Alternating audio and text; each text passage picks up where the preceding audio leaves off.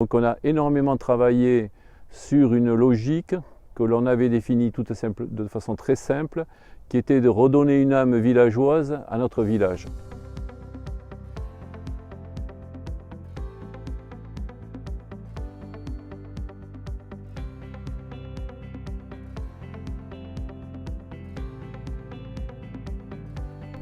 Alors Garin, c'est typiquement un village, petit village, moins de 500 habitants, village forestier, qui a une histoire marquée par le 19e siècle, le début du 20e, où il y a une activité forestière importante et donc une grosse activité de transformation de ce bois sur place. Deuxième grande particularité de ce village, c'est d'être traversé par un axe routier à grande circulation.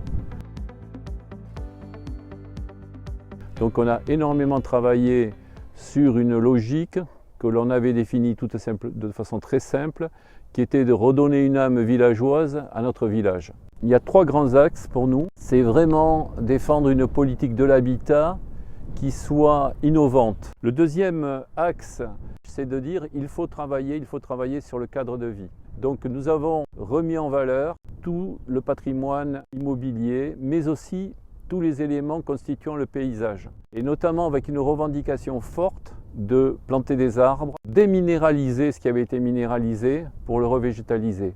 Mais aussi réorganisation de la partie centrale du village en diminuant déjà à l'époque la largeur de l'axe routier. Le dernier point, c'est un point fondamental, c'est participer, faciliter la vie sociale, notamment au niveau de l'activité culturelle. On a des lieux de rencontres, de la musique, des rassemblements culturels importants autour de manifestations populaires.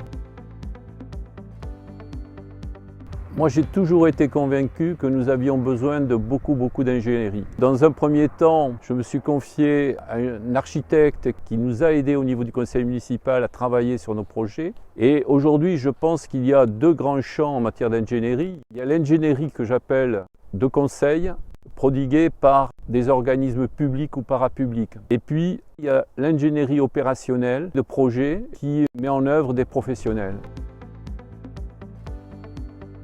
Ici, vous êtes dans un espace assez important d'une ancienne scierie qui depuis est devenue une friche. Et nous avons préservé les plus beaux bâtiments qui étaient vraiment dignes d'intérêt d'un point de vue patrimonial. Donc il y a un certain nombre de hangars qui ont été préservés. Et dans ces hangars, nous avons des projets. Nous allons installer notamment une très grosse agence d'architectes. Et nous allons aussi installer un certain nombre de services à la population. Nous avons vraiment voulu associer la population à la réflexion de comment réhabiliter, comment réinventer notre village sur notamment ces friches industrielles qu'il faut reconvertir. Donc on a entamé un grand travail de participation avec l'ensemble de la population pour travailler sur des ateliers qui vont définir des projets auxquels nous, élus, nous n'avons pas pensé.